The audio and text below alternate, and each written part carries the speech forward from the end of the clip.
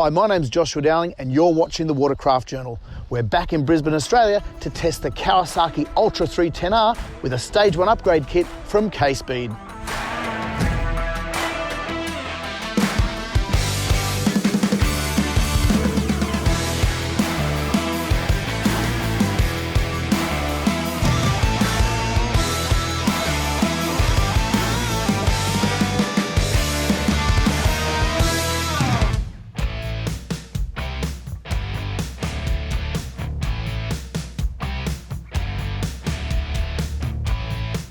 For some people, too much power is barely enough.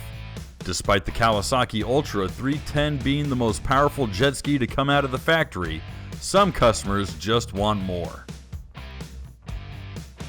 There are numerous upgrade packages available from various tuners around the world, but now we finally had a chance to get acquainted with one of the most affordable options for the Kawasaki Ultra 310.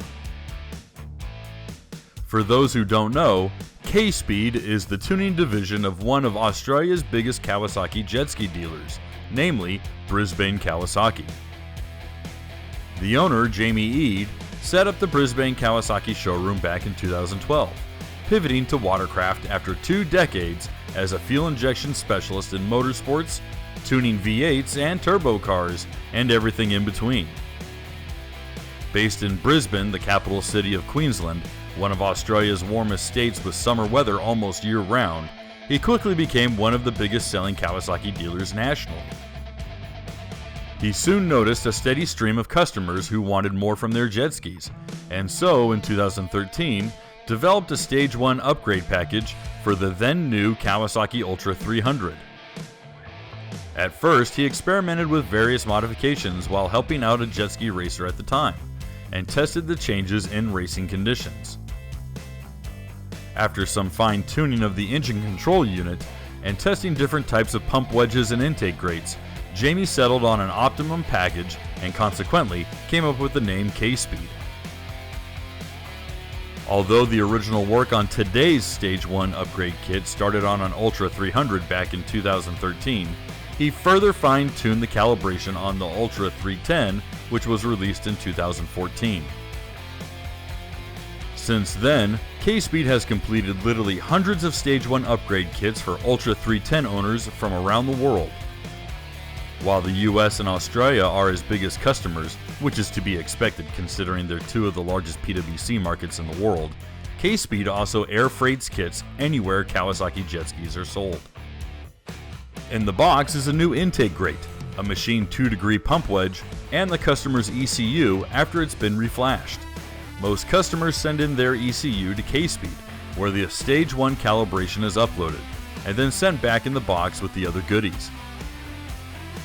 This process, using the original ECU, takes 1 to 2 weeks, depending on shipping times. The Stage 1 kit is priced at $1,200 Australian, which works out to be about $900 US or $1,200 Canadian. Customers can pay an additional $850 Australian to receive a replacement ECU if they don't want their ski out of the water for too long. This amount is refunded if the customer returns their original ECU after they've installed the new one.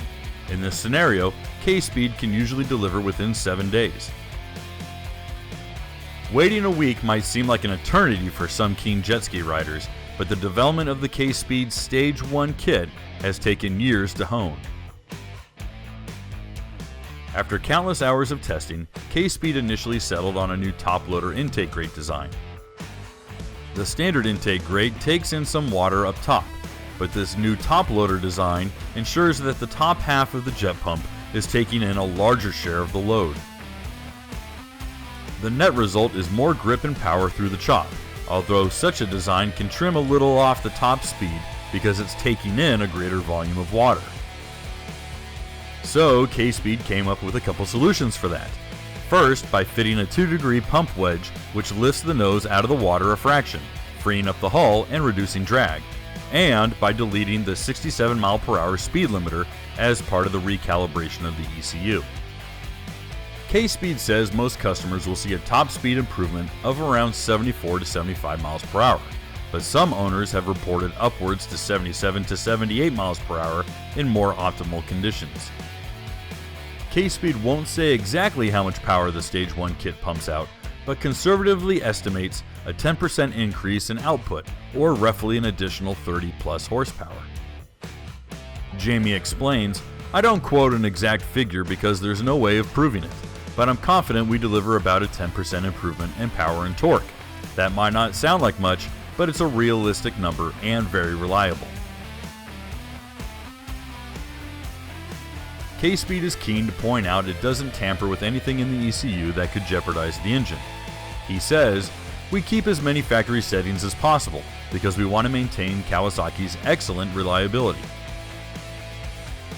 As for fuel consumption, well, that depends. Kspeed says its testing has found that fuel consumption is on par with the standard Kawasaki 310, depending on riding conditions, of course. Jamie explains, "We're making more power and we have a top loader intake rate, and both of those things have the potential to use more fuel because you're pumping more fuel and more water. But we also have a pump wedge to bring that nose up, which can also save a bit of fuel. So on balance, our testing has found it has about the same fuel consumption as a standard Ultra 310, depending on where you set the adjustable trim." Kspeed says the Stage 1 ECU calibration has been designed to tolerate varying fuel quality around the world. He says, "I've kept the tune so that wherever you are in the world, if a Kawasaki was sold in that country, you can still run on our tune." We at the Watercraft Journal got to test ride a 2020 Kawasaki Ultra 310 equipped with the Kspeed Stage 1 upgrade kit in the very same waters where it was developed, on the fringes of Brisbane. Although the Kawasaki Ultra hull has been around since 2007, it's a solid design that's holding its age very well. Because it's a big heavy beast, it doesn't like to turn at slow speeds until, of course, you give it some throttle, but once you're on the move, it cuts through the chop with ease. Having ridden a standard Ultra 310X a month or so before this test ride, it's safe to say there is a noticeable difference in grip from the top loader intake rate in rough water. The pump wedge points the nose 2 degrees higher, but we prefer to run it with the trim down to the neutral position or even 2 notches below neutral. We found that the craft cut through wake and turned even better at speed with this adjustment. For flat water riding or looking for higher speeds, we reckon it would be better to keep the trim to between neutral and just below the highest setting. We were out to test the performance and chop and the responsiveness of the engine, rather than trying to set a new speed record this day, but we did manage to hit 72 miles per hour with a little left in reserve. That is before choppy conditions determined that enough was enough. Overall, the Kspeed Stage 1 kit does exactly what it says on the box. Of course, it may not suit everyone's needs, for example, if you're only chasing ultra-high top speeds. However, as an improvement for rough water riding that delivers extra grunt through the middle of the torque curve, all while aiming to remain reliable, it's definitely worth a look. I'm Kevin Shaw, and thanks for watching the Watercraft Journal. If you enjoyed this video, please give it a like, leave a comment, and share it with your friends. It definitely helps us grow. And if you want more reviews like this, please make sure to check out www.watercraftjournal.com, where new articles are published every day, Monday through Friday, entirely free to you.